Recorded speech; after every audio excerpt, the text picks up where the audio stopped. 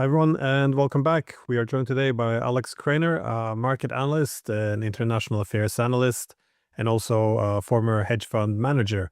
And it's good to see you again. I really want Good to to ask see you. you. Sorry, I Good to really see you, Glenn. Thank you for the invite.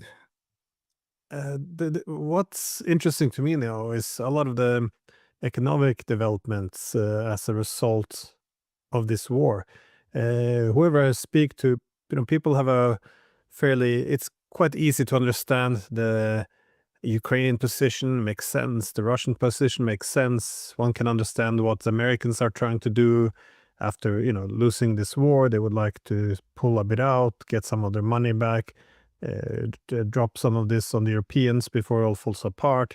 Everything kind of makes sense except for the European position when everyone is very perplexed in terms of what they're doing. But I always make the point that the Europeans really went all in on this proxy war against the Russians. And but I thought it would be interesting to maybe start off with the economic aspects. So, what are the possible economic consequences that the Europeans are faced with now going forward? Well, I think that this was coming for a while.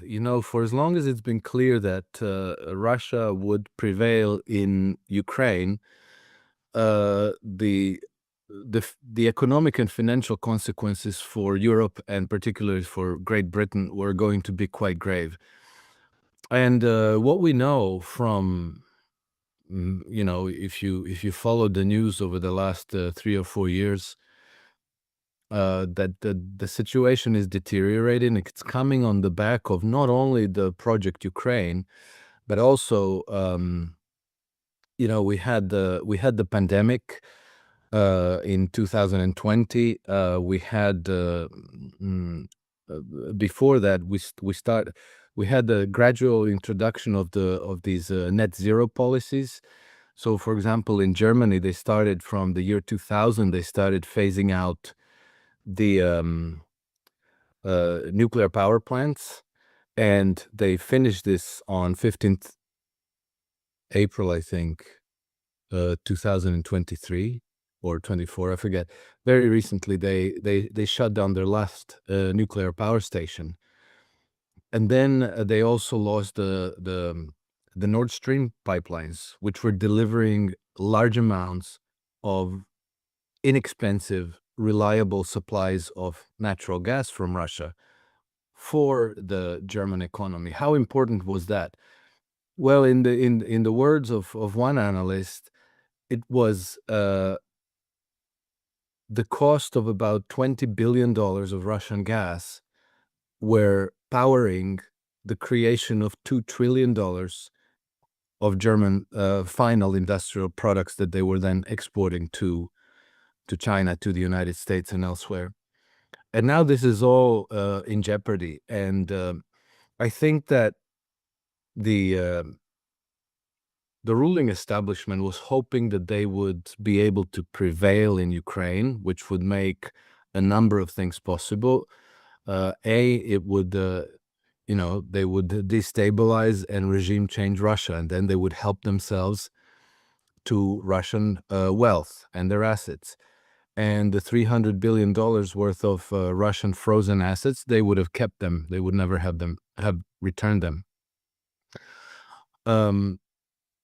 Now all of this is in jeopardy, and not only, but the money that they lent the Europeans, the money, hundreds of billions of dollars that they lent to Ukraine for the war and for defense, that would have been good debt. That those loans would be good assets. Now they're bad loans, and none of this is coming back. And what I think is even worse now, the thing that is practically a coup de grace that to the Europeans, is that Trump, by reaching out to Vladimir Putin and them having a better relationship, one of the things that I think is very predictable is that the $300 billion of frozen Russian assets that are in the West, particularly in Europe, there's only about 5 to 8 billion in the United States. Everything else is practically in Europe. About 180 billion in Belgium under Euroclear,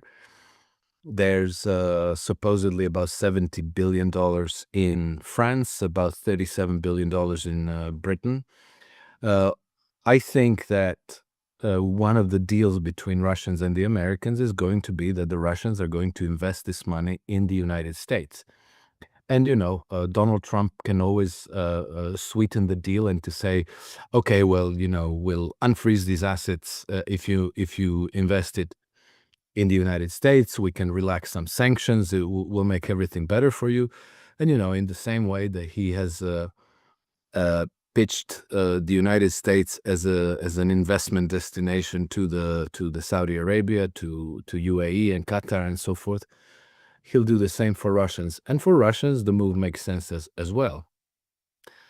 And so this is going to be an additional piece of bad news for the Europeans, because the EU and Britain are in catastrophic fiscal positions.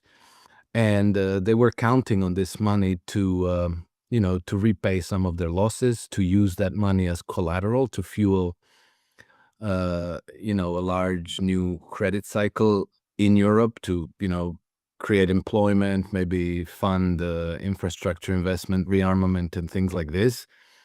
Now, if this money moves overseas, then I think Europe is coming to a dead end. And the likelihood of this happening, I think, is 100%. I think it's only a matter of time, and it's probably going to happen relatively soon. And so, if the Russians say, okay, we want to move these assets to the United States, the Europeans would normally be able to say, well, sorry, no, it's frozen and you're under sanctions. But if Trump says, free up those assets and send them over to New York, the Europeans are going to have to comply. And this has always been the case. This war has only revealed the extent to which the Europeans are in a subservient position to the United States. And this is not to do with Trump. If we think back to, when was it? I think it was 2011, maybe, when there was the big scramble to catch Edward Snowden, and he was in Moscow. And then the CIA suspected that he boarded President Evo Morales's aircraft to fly out and go to Bolivia. They ordered Italy, Spain, and Portugal to close down their airspace for Evo Morales's flight, and they forced his aircraft to land in Vienna, where they kept Evo Morales and the crew of his aircraft for 14 hours while they questioned them and searched the aircraft. This was completely illegal. It was a violation of international law. But the Europeans complied with the CIA request immediately, no questions asked. That is, they broke the international law to comply with hegemon's demand. And so, that's the nature of this relationship. And if Trump tomorrow says, turn over the Russian assets, the Europeans are going to have to do it. They have no choice. Yeah, wars can be very good business, but not if you're losing them. And it does appear that as this war is lost now, the United States is not prepared to go down with the Europeans. If anything, I think they will take some good advantage of Europe's weakness. But we'll see this, of course, the tariffs the United States putting on Europe. They're quite open that it would be more beneficial for trade relations also if the EU would break up at some point. So it would have more favorable bilateral relations with individual countries.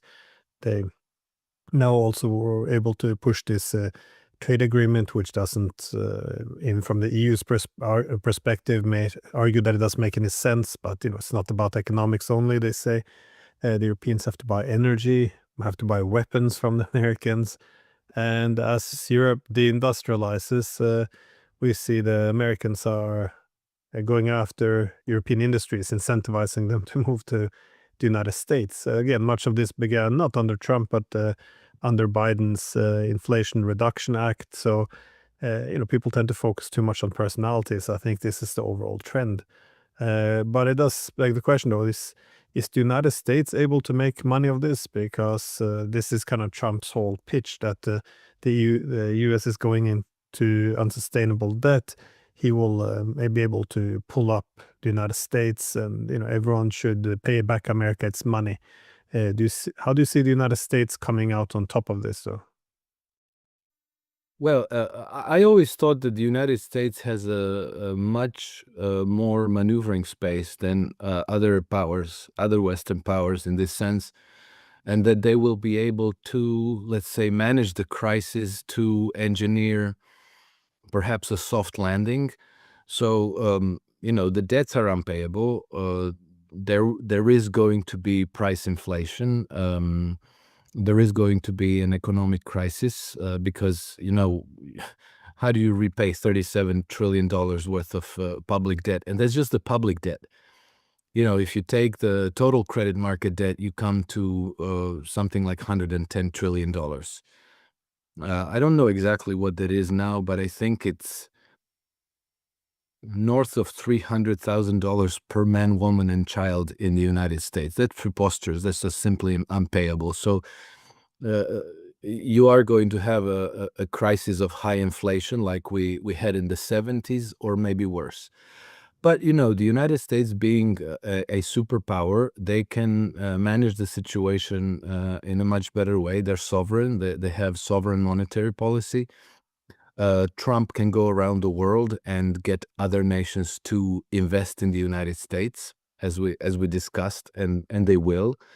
The United States still has the world's dominant reserve currency and the trade settlement currency, which is the U.S. dollars, and so that gives them all kinds of ways to manage the crisis. Whereas the same is not true of Japan or Britain or the EU, and so.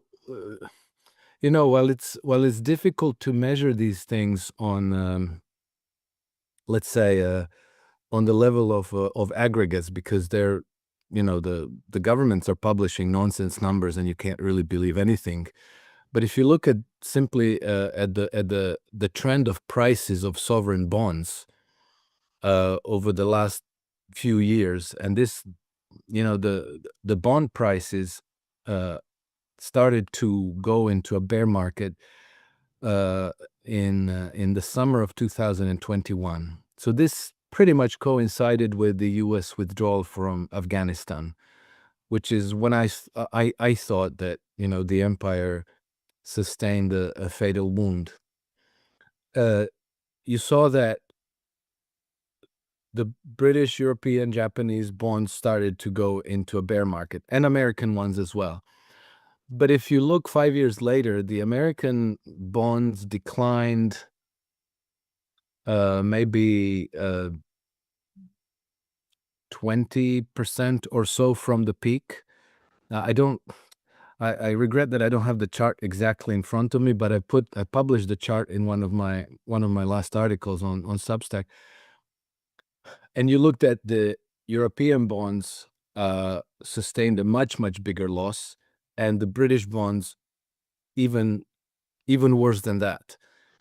And so it's telling you that the markets, over time have marked Great Britain and possibly Japan as the most vulnerable nations, as the first dominoes to fall, and that the confidence in the U.S. system, U.S. economy, and their debt is still the highest among the Western nations.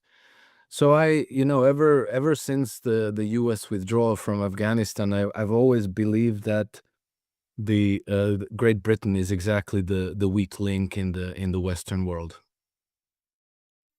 I guess that would explain some of their desperation, though, in this conflict. Because if they could bring Correct. defeat upon Russia, or at least some security guarantees, something that makes it impossible for the United States to walk away from Ukraine, they can keep, I guess, the ship still afloat. But if the United States walks away, all it offers is the Europeans the opportunity to buy American weapons to give it away to Ukraine. This is just going to make matters much, much worse for the for the Europeans. And so how do you see the Europeans moving forward from here? Because before you mentioned these 300 billions which have been frozen, the Europeans have already stolen a lot of the proceeds from this, the interest. But but I have the impression that a lot of uh, that they have dipped into some of these funds already. I'm not sure if you have any overview over the extent to which they've already taken some or using it, or how is this working? Well, allegedly, they have only used the interest on those funds, which they, for some reason, think that they're entitled to, that's okay, but it's not. It's sketchy because obviously they're going to hide this. They're not going to, this is theft. This is theft, and this is, European governments basically vacating their own laws and creating terrible precedents because, any foreign entity, uh, Brazil, China, India, Saudi Arabia, who might have assets in European banks, they're going to take note, and they're going to realize that these people are dishonest and that you cannot rely on them, and then they will not invest in Europe, right? But I think that you're right, because according to information that I have been able to find, uh, you know, about $71 billion worth of Russian frozen assets were supposed to be held in France. But now it appears that that number is only 25 billion. So it's unclear how that figure went down from 70 to 25. But it's very likely that the Macron government decided to help themselves, which is why maybe explains why Macron has been so enthusiastic for this war and so panicked by the prospect of losing the war, because then they'll have to pay up. If the hostilities end, if the peace is concluded, and if the sanctions on Russia start to be lifted, then this money is going to have to be returned to Russia. And so then that's going to reveal that maybe Macron and his government have been taking advantage of this and stealing Russian assets. And how are they going to get them? They're losing their colonies. They have lost most of their colonies in Africa. There's nobody left to pillage and plunder. And the French people are, on the verge of some kind of a Bastille Day revolt. So you're not going to be able to procure that money by taxing the economy. The economy in France is already in a terrible state. So that might mean bankruptcy of the whole nation, and it might mean I don't know. I would say criminal proceedings, but at that stage, you don't get criminal proceedings so much as driving out the guillotines and pursuing the old French traditions of justice in that way. I don't know, but the situation is very drastic. Meanwhile, while you were asking me the question, I did pull up my the chart that I was mentioning about the government bonds, because I think that's quite a significant indication. So, looking from the 1st January of 2020, the American Treasury bonds have declined by about, let's say, 13%, and the Europeans by about 24%, and British bonds have declined by about 32%. So that's massive difference between European and British bonds and the American bonds, and in particular, the British bonds look extremely volatile. Extremely vulnerable, which tells you that the global markets have absolutely lost confidence in the British economy and the ability of the British government to service their debts. And the same apply for Germany, because there's something very strange happening in Germany as well. That is the shutdown of all these heavy industries. There's ambitions to now shift into a this military Keynesianism that is, instead of building cars, building tanks, and sorry, it's flies there, and and yeah, but now the Americans are pressuring the Germans to buy what do you say, American weapons. So how does this? I mean, Merz as well, when he met with Trump in Washington, he was still insisting we have to have ceasefire. We have to have ceasefire, even when it's surely he has some people working for him who would have told him that no, this is not going to happen. But still, they just went hammering on. There's is there what is the likely future for Germany now? Where are they heading? Um, I'm not sure, Glenn, but I think that Europe has become a place that's at risk of being completely sidelined in world affairs, and I think that is in fact what is happening. I think that the 500 years of the Eurocentric global order has come to an end, and the center of gravity of global economic development, global finance, global trade, political power has shifted to the east.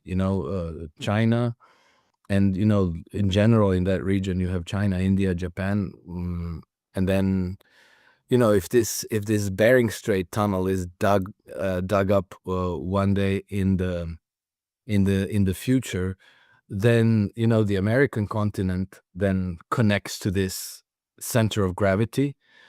Whereas like if you look at the map of this from up north, kind of like from the North Pole perspective, then you see that suddenly the European continent finds itself completely on the periphery of this new center of gravity, and I think that's coming. And I unfortunately, the European leaders, I think that they became so complacent in this old post-World War II global order, where they could take for granted that the United States has their back, that they can do whatever they want because the Americans support them unconditionally, that they have not developed any economic, diplomatic, political strategies of their own, any kind of development path forward, uh, any kind of security architecture that they could rely on independently without the help of the United States.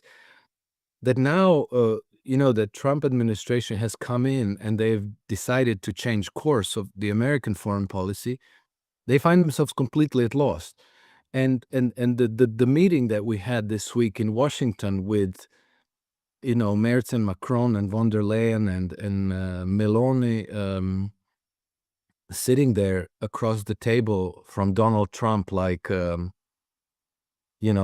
like school children in front in principal's office. It was dismaying because I tried to listen to to the footage of these meetings, and everything that the European leaders were saying was very superficial. They were making these remarks as though they didn't really understand the issues at stake. You know, Ursula von der Leyen saying like, "Oh, we have to save the children because the children." I think she was trying to gain moral upper ground, pretend for the cameras that she has a heart. And then Friedrich Merz was saying some nonsensical things about this ceasefire, and nothing of substance, nothing that you would say like, "Oh, okay, these people understand the issues. They are aware of their negotiating positions. They are, you know, uh, drilling down to the relevant issues and trying to find a solution." No, they were just issuing platitudes to make themselves sound relevant and important, but without really touching on substance, without really taking responsibility for the situation that came about. and looking for their own role in the new world that's going to happen on the back of the whatever solution they had to propose. It was really truly sad. And so I think that almost the knee-jerk reaction is um, to deny the reality, denial. So I think that that's what came across. They are in denial of reality because the reality has them as completely superfluous players. And I think I'm not sure if this is a correct, if it's a confirmed piece of news, but Donald Trump even asked Ursula von der Leyen to leave the room when he was discussing certain things with the elected leaders of the European powers, and that just tells you how contemptible their position now is.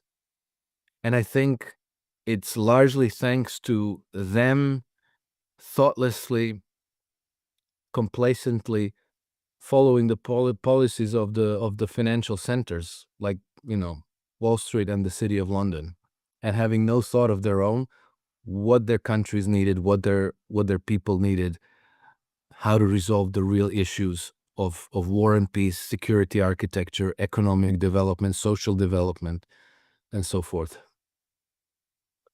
Yeah, well, I think the Europeans became so common, also used to speaking about all issues, all politics in this moral framing. I mean, when von der Leyen comes in, middle of this negotiations for peace and what also then implies the future of the European security architecture.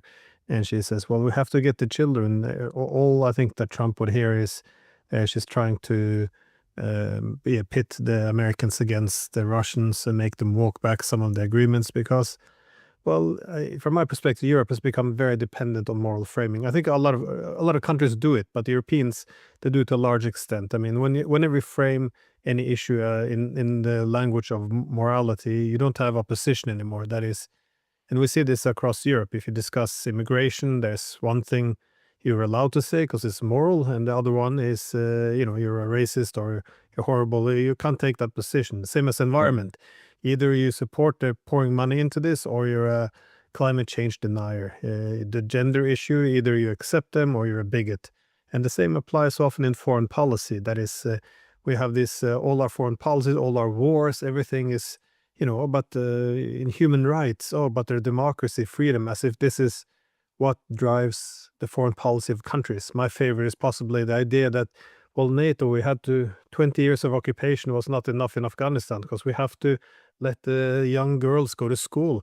I mean, this is, it's just so stupid that this is really why we devoted all this money, all these lives, all this 2 decades of occupation. But anyways, it's a way of, I think the Europeans are especially addicted to it because if you're going to have like 28 or is it 27 member states in the European Union, all with different interests, identities, background, geographies, the idea that the Italians and the Estonians should have the same interest, I mean, it's ludicrous. So I think framing everything as morality is a way to get everyone on the same page, a form of rhetorical entrapment. So I think this is common in Europe. So if you don't want if you don't want to have these negotiations with the Russians, you don't want to take NATO expansion off the table. You don't sit down and have a serious discussion about security architecture, mutual threats. No, you talk about the children, as you said, even if she would care about a lot of these issues. From what I hear, are somewhat inflated. But again, as these are framed in morality, I'm not sure what I'm allowed to say. But uh, do the Europeans? Do you see these European leaders? They surely must know. I mean, behind this speech acts they're using to frame everything in the lens of morality, surely they must see the severity, what is happening now, the economic disaster is pending, the geopolitical crack. If they bet everything on the United States being still their daddy and even alienating the Chinese, the Russians, everyone. And now the Americans want to leave more than anything. And this deal with the Russians is how they're going to achieve it. I mean, they must see this, right? Because this is gonna be the worst thing that happened to Europe in centuries. Yes, yes, I think that they see it, and this is exactly why they're so panicked. They don't have a plan B. They've become so complacent, depending on the United States, that they are completely unprepared for what is coming their way. And when you mention this arguing the moral arguments, that's exactly it. Ursula von der Leyen has nothing to say. She has nothing to add to the discussion. She has no solution to propose to the real problems. So she says, "Oh, we must save the children," because that's the one thing she can say that nobody will disagree with. And then, it was very clever of Donald Trump to say that's not why we're here. And it was Also very dismissive. it was very subtle and polite way, but it was a firm dismissal. And then I'm glad you noticed that you picked up that the same happened after the United States withdrew from Afghanistan, because then for a few weeks or a few months, everybody was talking about women and girls in Afghanistan, and like the employment rights and the right to go to school and all these things. And it was nauseating, because during the 20-year occupation of Afghanistan, uh, more than 50% of all children who grew up in this period sustained permanent developmental, how do you call it, issues. The you know Permanent stunting in development due to malnutrition. Okay, well, all of these children have mothers who are women and girls, and so the the nauseating hypocrisy of this claiming this moral high ground, that you're supposedly uh, going to war and occupying a country in order to force the certain rights for women and girls, while at the same time their children are enduring life-threatening famine on your watch. It's beyond ridiculous. It's beyond sad and tragic.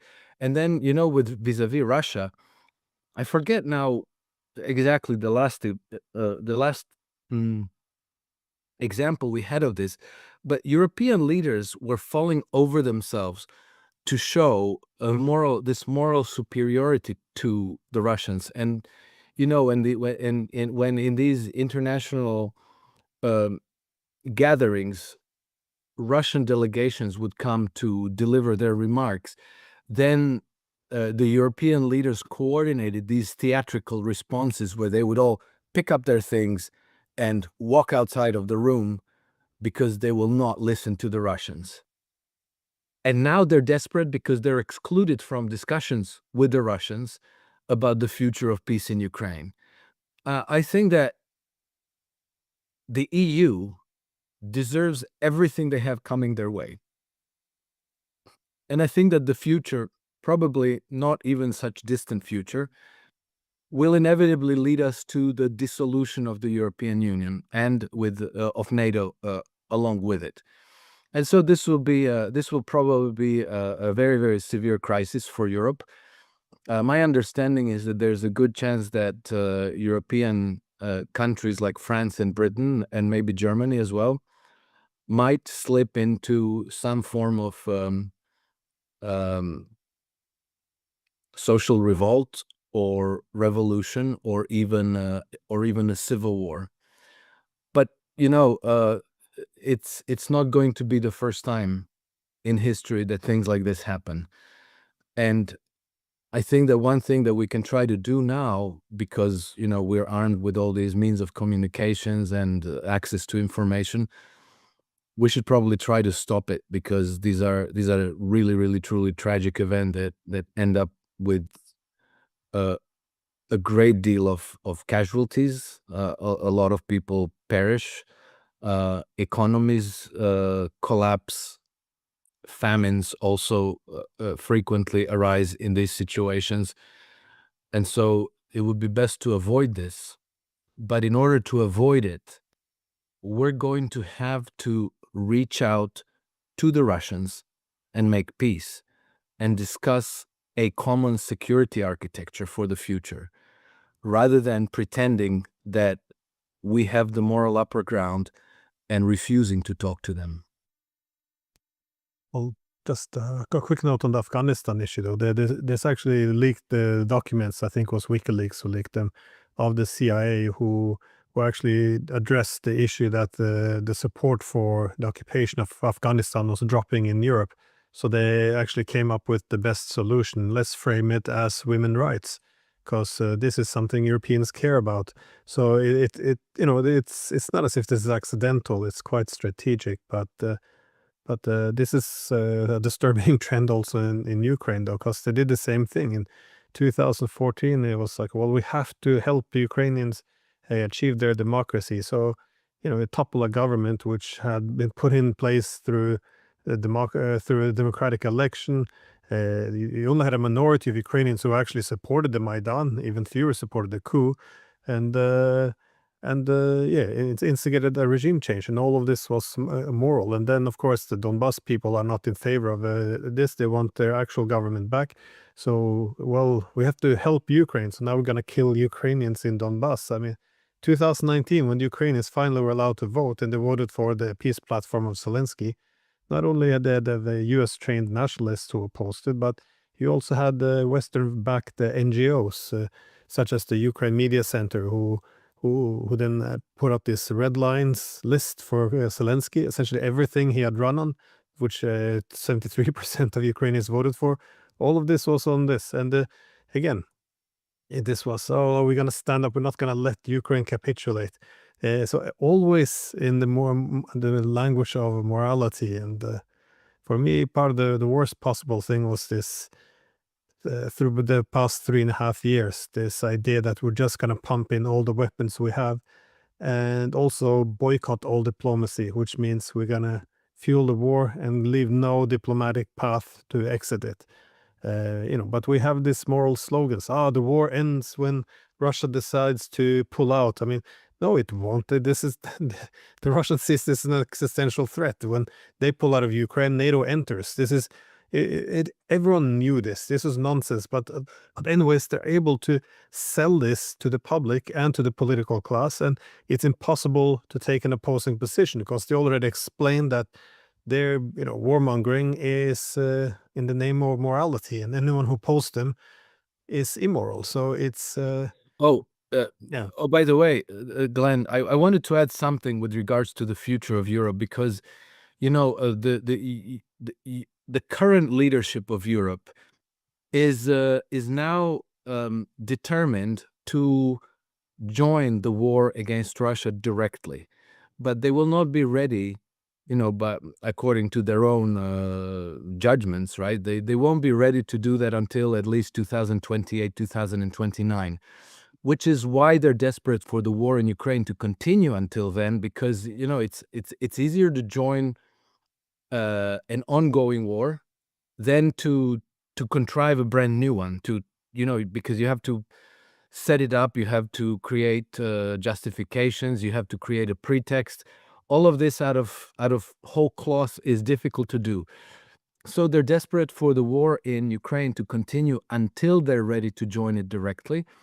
And now the fact that Ukrainians are not going to be able to hold out until 2029, it seems that they're determined to open a new front in the Balkans.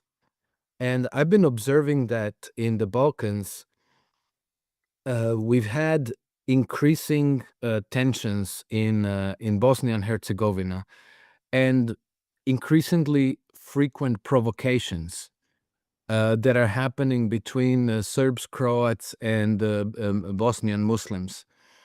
And so now it appears that this is really taking off. Just a few, I think about 2 weeks ago, there was a Muslim leader, like a Wahhabi Salafist Muslim leader in Bosnia, who wanted to lead a prayer of 1,000 Muslims to take place in a Croatian village, in a village that is 100% Croatian inhabited. So he wanted to bring 1,000 other Wahhabi Muslims to organize a prayer in this village where they, where they don't live, where they don't belong. And well, my immediate reaction was, okay, so this must be orchestrated by the British, who are very, very present in Sarajevo, and they're very well connected with through their NGOs and their private contractors and so forth, and they're funding they're funding a lot of this stuff. And then somebody looked it up and they said, like, oh no, it looks like the funding from this is coming straight from Serbia. Which, Glenn, it makes no sense whatsoever. There's no reason why the Serbian state, for any reason, would be orchestrating a provocation by Muslims against the Croats. And so I thought that's very strange. But okay, there's British-run NGOs in Serbia as well. So, voila, this is how you can do this. And then very shortly after that, we had an escalation of how do you call it, protests against the Vučić government in Serbia. And then the Serbs investigated and they were like, oh, this is being funded from Croatia. Well, we have a lot of British-funded NGOs in Croatia. And so this is how they do it, like they start to slowly polarize these societies, and then at a given point, you're going to get some kind of an incident that's going to boil over, that's going to inflame the situation to where people are going to reach for the weapons, and you're going to start to have a war. So this is the danger now that, as they're losing Ukraine, they're going to have to open a new war front. The reason why I always say the British is because they are really leading the charge in this. And it was the one of the most powerful London think tanks, which is called RUSI, Royal United Services Institute, have already designated the Balkans as they said, inevitably the second front in West's war against Russia. And now it appears that they're actually doing this. And this will be another calamity for the whole continent of Europe because, it was the assassination of Archduke Franz Ferdinand in Sarajevo in 2014, which precipitated World War I. And these same structures of power once more are playing with matches and are looking to push the whole continent into a bloody calamity and a bloody mess, just in order to save themselves, just in order to preserve their own control over the levers of power in society. This is a real danger, and I think that they are doing it as we speak. The Bosnian issue, though, is I mean, people took their eyes off it for too long. I mean, this is well, more your part of the world, not yeah. So please correct me, but if I'm mistaken. But well, what makes the Bosnian conflict or so strange for in terms of the EU involvement, though, is first of all, when the Serbs were fighting there, the Bosnian Serbs, initially they wanted to preserve it in Yugoslavia. If that was not possible, they wanted at least the Serbian regions to leave to be able to stay within Yugoslavia or Serbia. They weren't allowed to that. So instead, you ended up with this autonomous region where you have the what's called the Bosnian the Bosnian part, and then you have consisting of the Croats and the Muslims, and then you have this Republika Srpska for the Serbs. So and then of course this was done in Dayton, and you have these special powers put in place to create this autonomous system. So two autonomous regions, that is the Bosnia and Republika Srpska, in kind of one state. And this kind of was the mission. So we have to put this in, and you gave special powers to this institution, which was going to wield this for 2 years to build this Bosnia, and they can kind of fire presidents and do almost what they want. And Italian prime minister once referred to it as a colonial power almost. Anyways, these were then transferred or hijacked by the European Union, who's now holding this, what is it called, the position? It's the high officer, or I forgot the titles they use. But anyways, what is interesting, when the EU took over, they said, well, in order for Bosnia to have peace, they have to join the European Union. And in order to join the European Union, we can't have that system of two autonomous regions. So Bosnia will have to centralize power in Sarajevo, that is to strip Republika Srpska of power. Now, this isn't interesting because now we end up in a situation where the EU is using these powers, which were only supposed to be in place for 2 years, and it's 30 years later.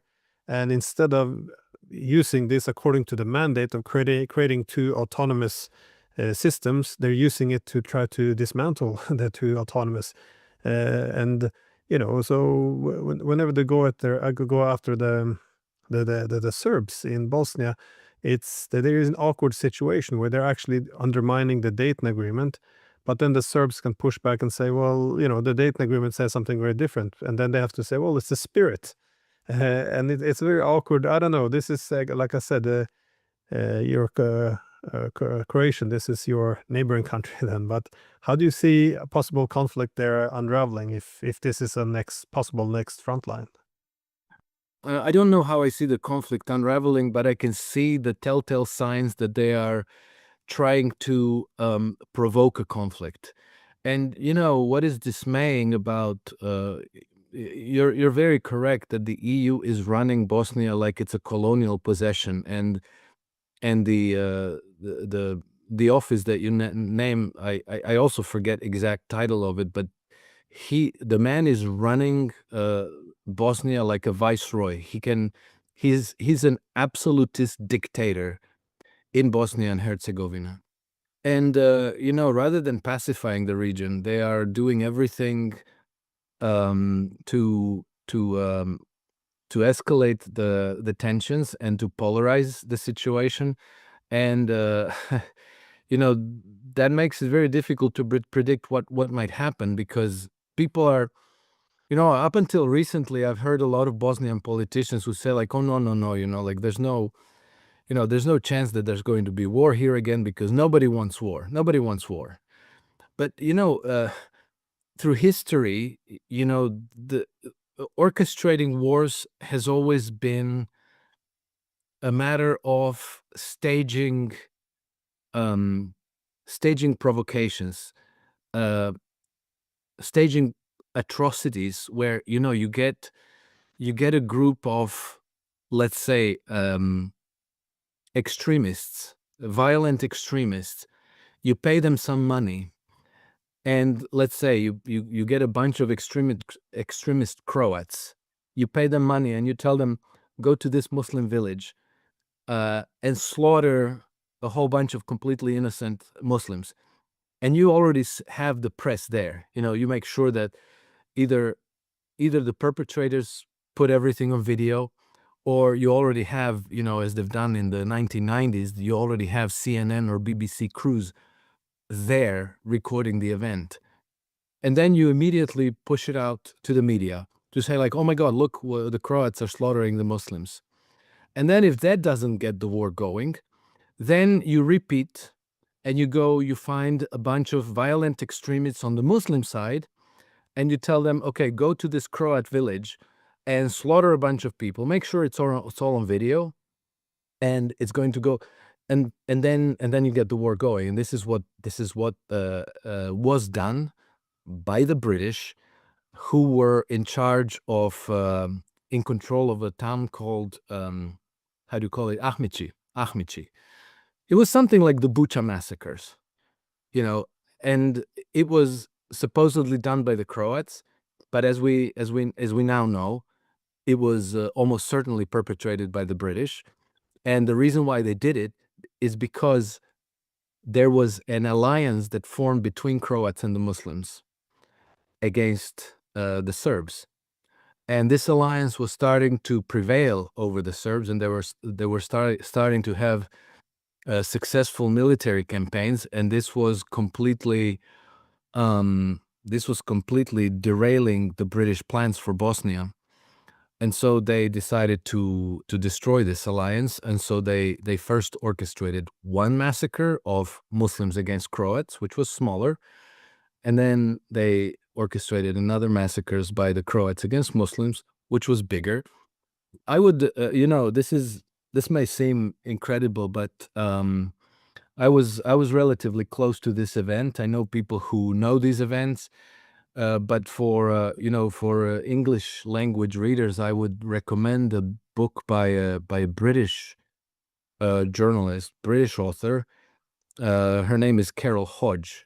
She wrote a book called Britain in the Balkans from 1991 to present. And so that book is very compelling. It doesn't actually say that the British orchestrated this massacre, because that's not the official narrative, but she provides the official narrative, and then she um, uh, exposes all the inconsistencies in the narrative, which kind of lead you to the obvious conclusion that we know what it is. And so this is something that has been done throughout history for a very, very long time, for whatever reason was necessary. Terror attacks. If you need to go re-engineer the Middle East, well, you're gonna need to bring the Americans in. The Americans don't want to do it, so okay, let's do 9/11.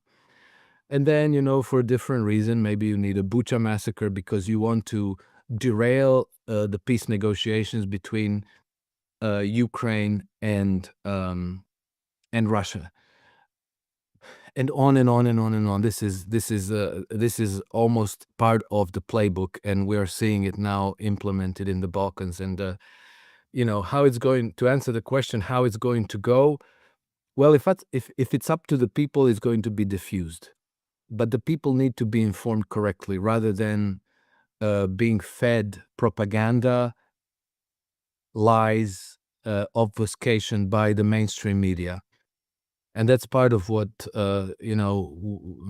becomes it becomes the burden for every person who understands the situation to try to spread the word, because we don't want to go through what we went to in 1914 and in the late 1930s, because again, it could turn out into World War III. Yeah, well, to a large extent, what happened in the Balkans, though, is what's replaying now. With near the same, all these families being married across, the Muslim Croat and Serbs lines, and then the next day, yeah, everyone's turning on each other. But it's not that different from what happened with the Ukrainians and the Russians, though. I mean, Zelensky himself was once, going on TV explaining to everyone, we don't step on people's language rights. We shouldn't let this divide us. Now he won't even let the Russian be a, a language in Ukraine. So he flipped. So it's interesting how these processes are put in place. As you suggested, when NATO offered the Ukraine future membership, at that point, there was, I think polls showed, it was like 17 or 18% of the population in Ukraine who wanted to join NATO. If they had a choice between NATO and Russia, the majority would have preferred to be in a security architecture with the Russians. Only a small minority associated NATO with protection at all, and but all of this is kind of goes out the window. As soon as you can fuel some conflict, some distrust, it goes one way, it goes the other, and once that blood has been shed, all this goes out the toilet, and goes out the window.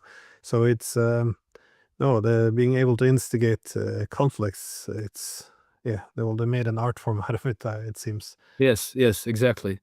Exactly, and they do it on purpose. I the metaphor that I find most appropriate in this is always that, that big jar full of red ants and black ants, and then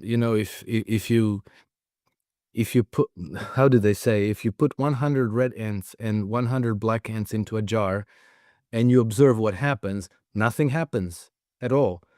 The ants just go about their business. They don't care that there's red ants there or the other ones. But if you then take a jar and you shake it up violently, I guess you alarm the ants. They become, something's badly wrong, and then they perceive the other. And then they say, oh, it's the other one's fault. And then the ants start killing each other. And I think it's exactly the same thing. The question of Russian language didn't even exist. People just spoke Russian language, they spoke Ukrainian, and people got on with their lives until 2014, when the West overthrew the democratically elected government in Kiev and installed a fascist junta. And then their first decree was to ban the Russian language from all official use, and from television and from schools. And so now you started making that an issue, and they kicked off a broad-based campaign of demonizing Russians and Russian speakers in Ukraine. So now you started shaking the jar. You started pointing out, these are the other peoples, and they're bad, and they're dangerous for us, and we have to subjugate them, or else they're a threat to us. And then you spend 8 years escalating those tensions and creating hatreds that never existed there. And in former Yugoslavia, I grew up here. We we had Catholics, we had Orthodox Christians, the Serbs and Montenegrins. We had Muslims, we had other nationalities living, and it was never a problem until it was made to become a problem. And you can see that happening, and we can see it starting to happen again today. And it's being done deliberately. This is not, later mainstream media in the West, they say like, oh, centuries, all hatreds, who could possibly understand this? These people are, primitive and violent, and they can't help themselves. They just want to kill the other, and so on. That's not true at all. That's not even remotely true. It's when you saw psychosis in the population, when you bring them to the verge of an existential crisis, when they are deprived of a future, and they don't know how to solve their own problems, and then you start creating this psychosis where you start blaming everything on the other side. So you start telling the Muslims, oh, it's the Serbs that are threatening your future, and you start telling Croats, oh, it's the Muslims. And by the way, they've already formed an alliance in the Balkans against the Serbs.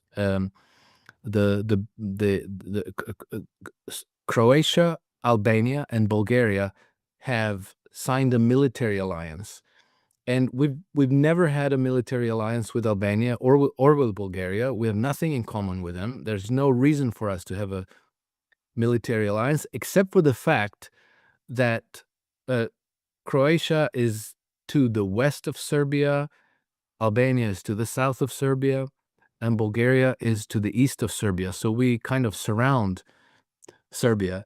And then, the Serbs have pretty much a military, some kind of an alliance with Hungary. So this region really is being rigged for demolition.